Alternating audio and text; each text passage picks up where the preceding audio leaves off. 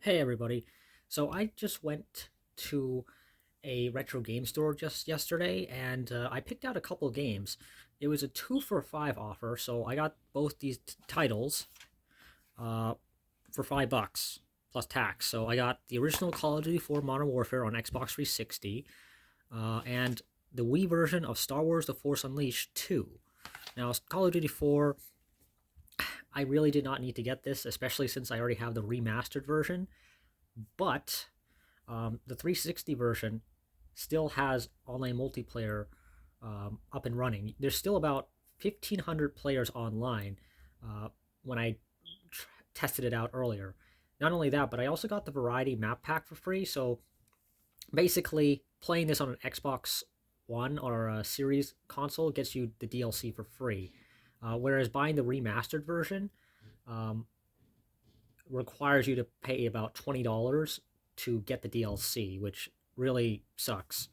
But yeah, Call of Duty 4, it's still working online. It's still perfectly functional. Which is great.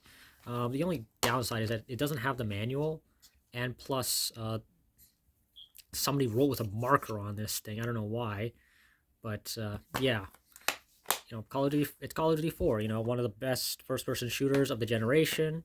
Period. Followed by an just as good, if not, frankly, better sequel because it actually has because they introduced Spec Ops. Um, Unfortunately, the same could not be said for The Force Unleashed 2. This was apparently a disappointing sequel, and the Wii version, in particular, um, I much like the first game, is is unique. So whereas the first game you had a last gen version, a legacy version developed by the original developers, I believe, for the Wii, PS2, and PSP. And you had the next gen version, the Xbox 360, PS3, and PC. Um, Now, Force Unleashed. Oh yeah, and there's also the DS version as well. Force Unleashed 2, you have the HD version, but you also have the Wii version, which is completely different, and then you also have the DS version, which is completely different as well. Not even the same as the first game on DS even. I do believe that this game, in addition to having motion controls, also has like some exclusive content as well. I think there's an extra level maybe, but aside, and I think you also have multiplayer in this. Yeah, I mean, yeah, it says so right here. Like you have 4 players.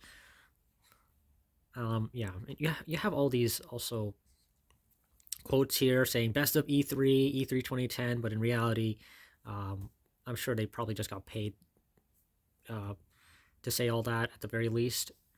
You have Red. It's apparently this was done by Redfly Studio. I don't know what they're up to nowadays. As you can see here, it says betrayed by Darth Vader for the last time, Starkiller has escaped and faces a new journey to find his true identity.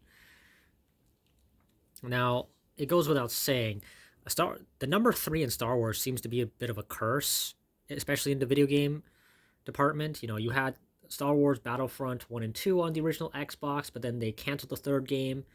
And then they had the reboot, which only got 2 entries, and then the Force Unleashed also was planned to have a third entry, but that got canceled. So unless these games generate some interest, renewed interest, we may never get a third game ever. That said, we are getting a third entry in a sequel to Jedi Survivor, which is probably a good thing. But we'll see how it turns out. We'll see. And I'm actually kind of hoping that this Force Unleashed 2 gets re-released. They actually re-released the first game on the Nintendo Switch, specifically the Wii version.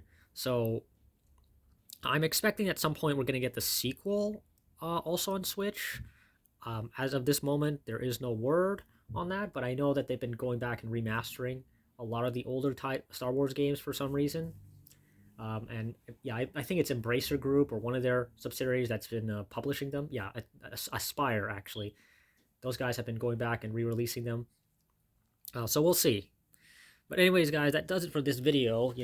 As always, if you like what you see, like, comment, and subscribe, and I will see you next time.